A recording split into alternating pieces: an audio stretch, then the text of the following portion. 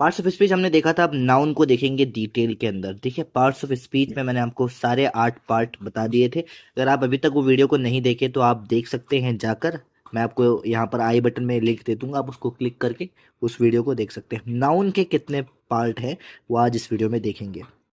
आप देख सकते हैं collective noun, abstract noun, concrete noun, countable noun, uncountable noun, compound noun, proper noun, common noun और plural noun. इस तरह के 9 टाइप्स ऑफ यहाँ पर नाउन होते हैं, यानी कि 9 प्रकार के नाउन यानी कि नाम होते हैं। मतलब कि नाउन जो है उसके अंदर भी जो पहला पार्ट ऑफ स्पीच है उसके अंदर भी 9 प्रकार के नाउन होते हैं। जो सबसे पहला है कलेक्टिव नाउन। अब कलेक्टिव नाउन को समझते हैं, ये 9 के 9 हम पूरे समझेंगे क्योंकि इस वीडियो में पूरा कंप्लीट हम नाउन के बारे में सीखेंगे। तो अब कलेक्टिव नाउन किसे कहते हैं?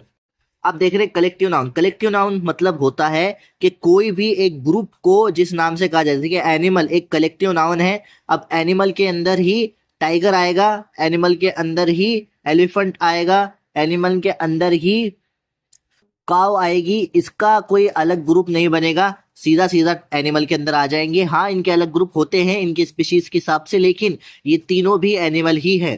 तो ये एक कलेक्टिव नाउन है। अगर मैं कहूंगा कि टाइगर इज एन एनिमल तो ये बात गलत नहीं होगी, क्योंकि टाइगर जो है वो एनिमल है। Elephant is an animal, elephant भी एक एनिमल ही है। और काव इज एन एनिमल, काव भी एक एनिमल ही है। तो इस तरह से ये एनिमल के बारे में है। तो डॉग इज एन एनिमल, ये भी एक एनिमल ही है। तो जितने भी एनिमल है वो सब इसी कैटेगरी में आ जाएंगे और इसका जो कलेक्टिव नाउन होगा वो एनिमल होगा। इसी तरह जैसा कि हम ह्यूमन के लिए ले लेंगे, ह्यूमन मतलब भी कलेक्टिव नाउन होता है, क्योंकि अगर कोई भी इंसान हो, राकेश हो, रमेश हो, या फिर रेहान हो, या रोहन हो, या स्नेहा हो, इसको हम अलग अलग नहीं कहते बल्कि ये सब ह्यूमन है। पार्वती हो, ये सब कौन है? ह्यूमन है। तो उसको ह्यूमन कहा जाता है। तो इन सब का अगर मैं कह सकता हूँ कि Rakesh is human, Ramesh is human, तो अब ये जो है इसको हम कलेक्टिव नाउन कहेंगे ह्यूमन को। आप समझ रहे होंगे कि जितने भी अलग अलग हैं उनको हम एक साथ लेकर आ सकते हैं एक नाम के अंदर, उसको हम कहते हैं कलेक्टिव नाउन। जैसे कि मैंने सबको ह्यूमन कह सकता हूं और ये ह्यूमन है। तो ह्यूमन जो है वो कलेक्टिव नाउन है नाउन के अंदर। जैसे और एक एग्जांपल देखेंगे फूड का। फूड मतलब होता है खाना। तो मैं कह सकता हूं कि जो बिरयानी है वो भी फूड है, ठीक है। वेजिटेबल के अंदर अगर कोई ग्रेवी बनाता है तो वो भी फूड है, ओके। अगर कोई व्हीट की ब्रेड बनाता है, व्हीट ब्रेड, तो वो भी फूड ही है, ठीक है। तो ये अलग अलग तरह के वैरायटीज सब फूड के अंदर आते हैं। तो ये भी जो है एक कलेक्टिव नाउन है। तो आप समझ सकते हो कलेक्टिव नाउन किसको कहते हैं। हमने 3 एग्जाम्पल के जरिए इसको समझा। अब अंत में इसकी डेफिनेशन देख लेते हैं कलेक्टिव नाउन की। अ नाउन, यहाँ पर लिख लीजिए, a noun which refers to which refers to sort of group of animals, humans और थिंग्स।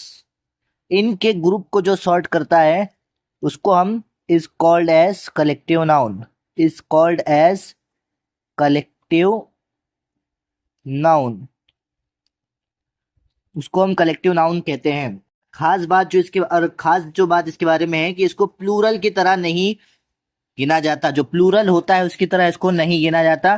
प्लूरल मतलब होता है कि एक से ज्यादा, हालांकि ये ग्रुप के बारे में बात कर रहा है, कलेक्टिवली बात कर रहा है, लेकिन फिर भी वो प्लूरल नहीं है। जैसे कि मैं एग्जांपल लेता हूं, अ स्वार्म ऑफ बीज, यानी कि मधुमक्खियों का पूरा झुंड, उसको स्वार्म कहा जाता है। तो अब ये जो स्वार्म ऑफ बीज है, यानी स्वार्म को अ से मैंने यहाँ पर लिखा है, और ऑफ बीज, बीज प्लूरल है, लेकिन स्वार्म जो है वो प्लूरल नहीं है। भले ही वो कलेक्टिव नाउन है उनका, लेकिन वो प्लूरल नहीं। यहाँ पर एक ग्रामेटिकल करेक्शन करेंगे। जो आप देख रहे हैं यहाँ पर इसके आगे ए लगाना है। जैसे कि Rakesh is a human, Ramesh is a human, Rohan is a human, Rehan is a human, इसके आगे अ लगाना है।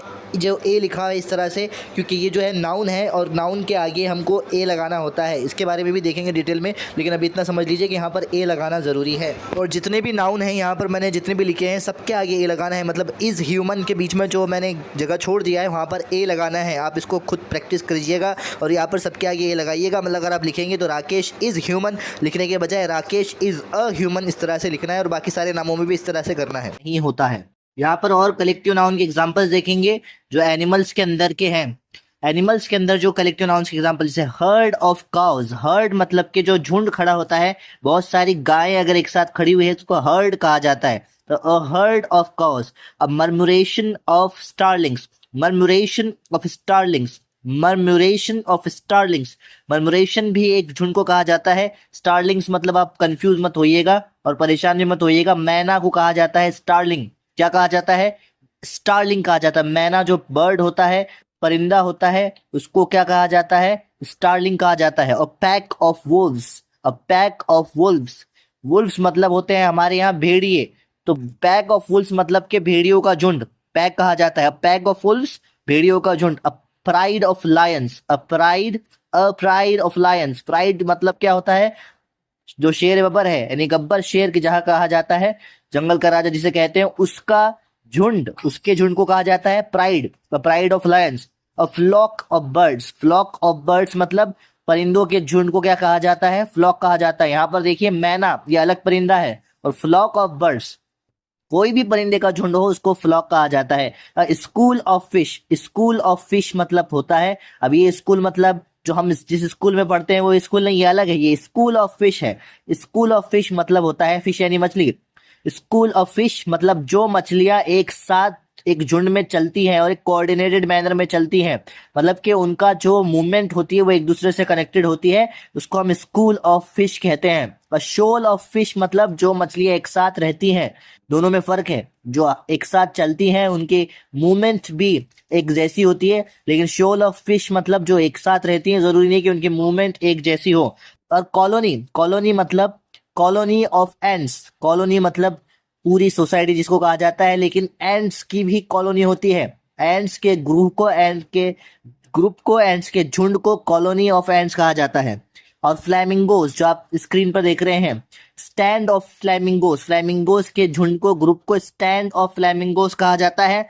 और ओल्स यानी कि गुब्बर जिसे कहा जाता है, पार्लियामेंट ऑफ ओल्स कहा जाता है। ओल्स के ग्रुप को पार्लियामेंट ऑफ ओल्स कहा जाता है। तो ये एनिमल्स के कलेक्टिव नाउन के कुछ एग्जाम्पल थे, और मैंने आपको डिटेल में समझाया कि इनके मीनिंग क्या होते हैं। हमने एनिमल्स का समझा डिटेल के अंदर, अब हम समझेंगे पीपल। पीपल मतलब के लोगों का। A group of people. Group of people यानी लोगों के ग्रुप को हम कंपनी कहते हैं। अब कंपनी का मतलब ये नहीं है कि बड़ी, जैसे कि नाइकी एक कंपनी है, रियलमी एक कंपनी है, ये सब कंपनीज है, लेकिन ये कंपनी रियलमी फोन की कंपनी है, ओप्पो फोन की कंपनी है, एलजी जो है, ये सैमसंग, ये सब कंपनीज है, लेकिन इसका मतलब ये नहीं है कि ये बिजनेस को ही कंपनी कहा जाता है। अगर कोई आपको पूछे कि in which company you are living, in which company you are living, इसका मतलब ये नहीं है कि आप कौन से कंपनी में रह रहे हो, उसका मतलब ये है कि आप कौन सी सोहबत में रह रहे हो। क्या मतलब होता है इसका? कौन से पार्टनर्स, कौन से ग्रुप ऑफ पीपल के साथ आप रह रहे हो, कौन से ग्रुप ऑफ पीपल के साथ में आप रह रहे हो, इसका मीनिंग ये होता है। ठीक है, तो कंपनी मतलब ऑलवेज ये बड़ी कंपनीज नहीं होती। अब ये एक मतलब इसका, ये कंपनीज कौन सी है फिर? अब कंपनी ये जो है ये भी एक बिजनेस टर्म है। इसका मतलब ये होता है कि a group of people, a group of people, a group of people come together, group of people come together, come together for one purpose, for one purpose। एक पर्पस के लिए अगर कुछ लोग साथ में आए हैं तो उसको हम बिजनेस की कंपनी कहते हैं। समझ गए आप? ये कंपनी अलग है, और ये कंपनी जो मैं बता रहा हूं आपको, ग्रुप ऑफ पीपल को कंपनी कहा जाता है। ग्रुप ऑफ एक्टर्स को तो ट्रूप कहा जाएगा या फिर कास्ट कहा जाएगा। ग्रुप ऑफ सोल्जर्स को, सोल्जर्स के ग्रुप को, यानी कि एक्टर्स मतलब आपको पता है अभिनेता, मतलब अक्षय कुमार, सलमान खान, ये सब एक्टर्स हैं। ठीक है, जो भी आप मूवी में जिनको काम करते देखते हैं वो एक्टर्स हैं।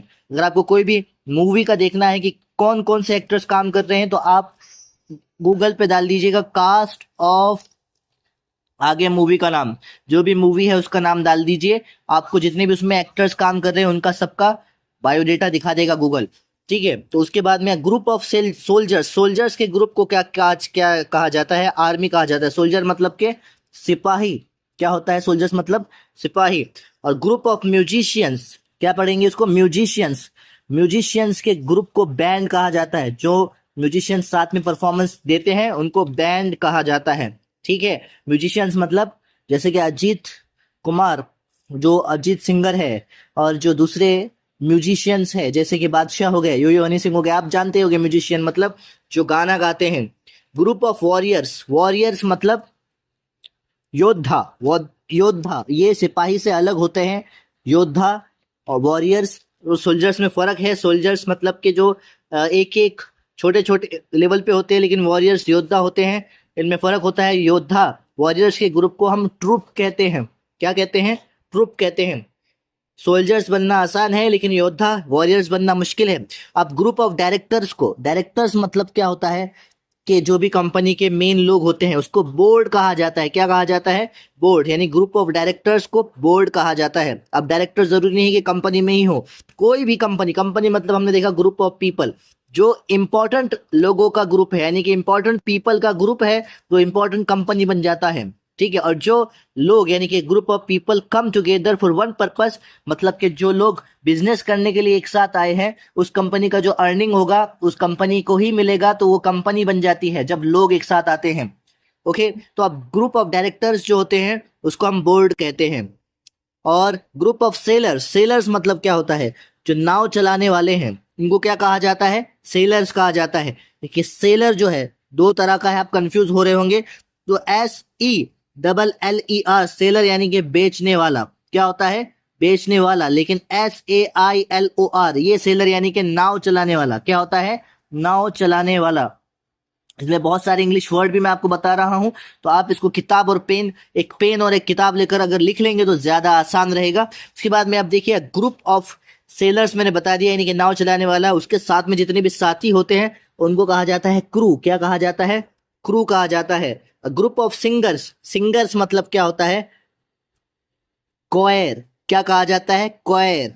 इसको क्वायर पढ़ेंगे, क से पढ़ेंगे इसको, क्वायर। क्या कहा जाता है?